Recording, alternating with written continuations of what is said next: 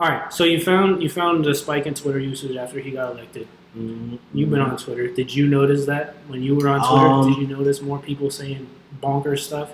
The thing that I noticed was I was seeing more tweets from the president.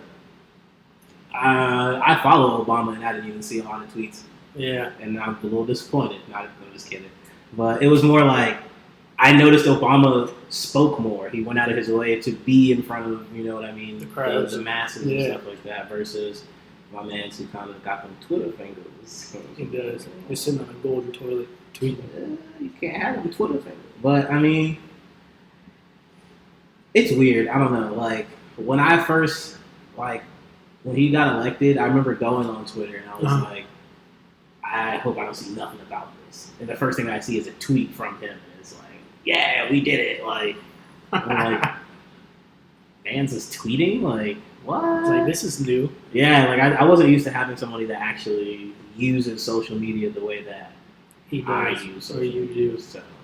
There's a lot of the people in those positions aren't either they have social media accounts because their campaign people are like, hey, you should probably do this, or their PR people were like, you need to be on this if you want to help sell tickets, whatever. But he's on it. Yeah, like me and you are on it. 100% of the time. I feel like he'd be. I know 100% he has a burner account. Oh, he's got a burner account. He gets on there. He retweets all the inappropriateness, the triple X, whatnots, all that. Just like one of our very just like KD when he responded with the wrong account. Oh yes, exactly. Except Trump hasn't got caught yet. If he has one, he probably does. He probably got a professional that does it now at this point. Professional burner user. Professional. I want you to say this about these people. That's funny because the media actually does that. There was the campaigns will email their respective news channels, and be like, "Hey, message of the day."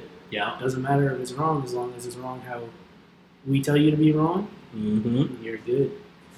And then you have people figure it out. Nobody trusts the news. Now you have news by Twitter. And also, what I think is kind of crazy is like the stuff that he says. I think the reason why people don't take it so serious is because it's on Twitter.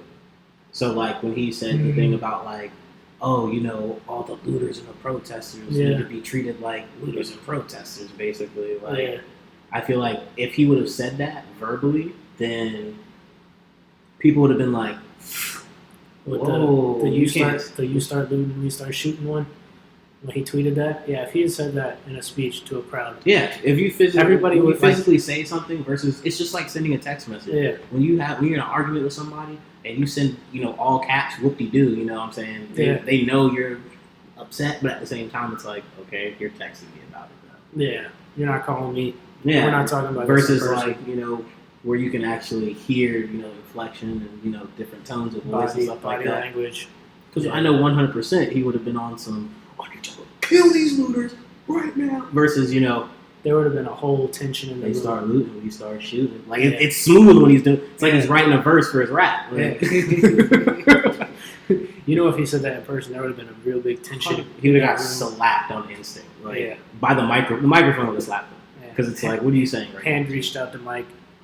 Exactly. Slapped the hair right off his head. Because it's like you can get away with saying things on Twitter and on the internet, and through technology that you don't say out loud.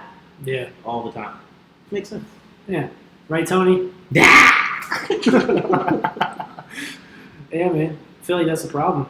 100% problem. People stay behind their keyboards yelling at people. Especially, I know you and I know this, when people get on Twitter and be like, so and so sucks at basketball, and they're in the NBA. Yeah, it's yeah. Do they really though? People are adding grown men who spend their life chasing this one dream, and here you go, the guy that I played a little bit here and there in middle school, and I can shoot better than you. I played 2K all my life, so I decided I'm better than you. Dude, there was an Italian soccer team. Some dude tweeted at one of their players that had missed a couple chances in a game, and so they invited the guy to come try and do those chances like in real life during halftime. So the stadium is full. Dude slips on the first one, completely misses the goal on the second one. Oh And I no. was like, LOL at you. See, He's like, those chances are so easy. It's like, are they though? Nah. about to say. Nah. They call you out to half court. It's a setup. They gave him the whole uniform and everything. Oh, it was a setup. They knew my man wasn't gonna make it. Yeah. 100%. Still funny though. Queen.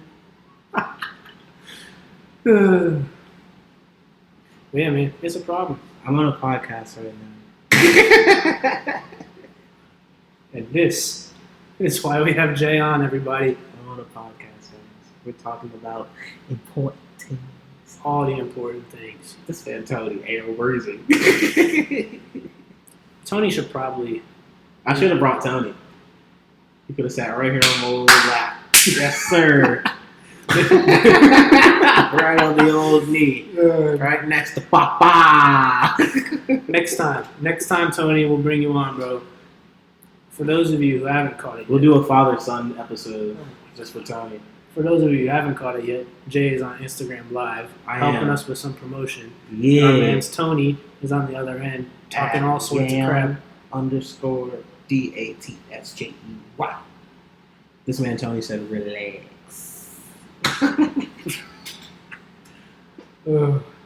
Social media is a weird thing. You can go on Instagram Live, reach whoever you want, or whoever wants to watch, I guess. But That's the thing that's so big in my class. So my class talks about how people kind of are viewed essentially. Mhm.